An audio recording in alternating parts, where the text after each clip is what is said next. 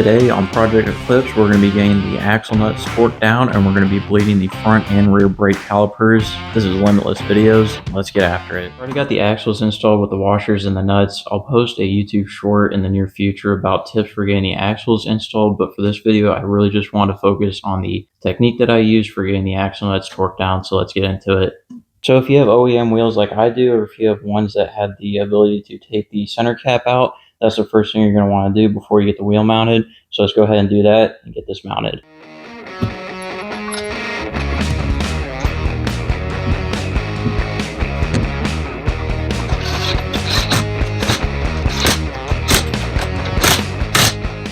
So now that we have the wheels mounted and the center caps removed, we can go ahead and take the car off the jack stands and put it on the ground.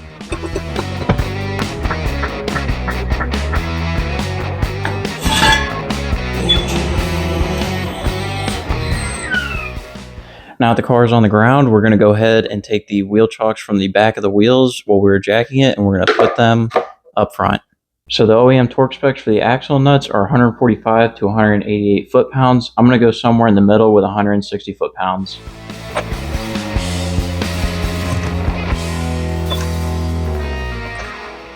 So now at this point, once I have it torqued down, I'm going to go ahead and check the axle nut and make sure that I have clearance to fit the cotter pin in.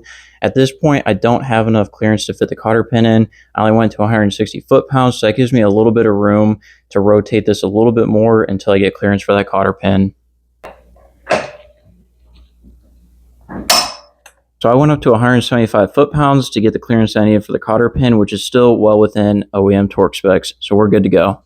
So I have to get this thing back up on jack stands anyway, so I'm going to get it jacked up, take the wheel off so we can get easier access to get the cotter pin in.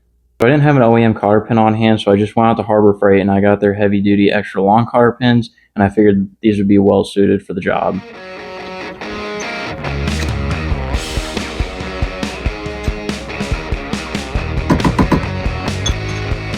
So it doesn't have to be the prettiest. The only thing this cotter pin is responsible for is ensuring that the axle nut does not back itself out. As long as it's wedged in there pretty good and there's no chance of these unbending and this just flying out, you should be pretty good to go.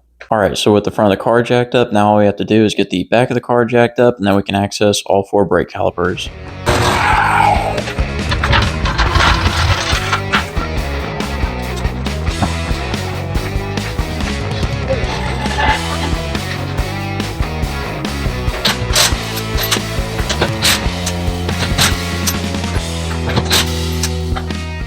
Alright, so when bleeding the brakes, the main objective is to start at the calipers that are farthest away from the master cylinder. So I'm going to be starting with the back ones, and we're going to bleed those first. So for bleeding the brakes, we're going to be doing a one-man operation. We're going to be using the gravity method. So I have a line hooked up, and it's going into this canister.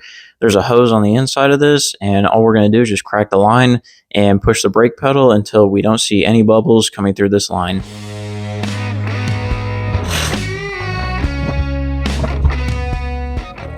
So as you can see, we don't have any bubbles coming out of the line anymore, which is good. It means this caliper is fully bled. However, as you can see, the fluid in here is pretty murky and dirty. So what we're going to do is we're going to keep pumping fluid out of this caliper until we see good, clear brake fluid in the canister here.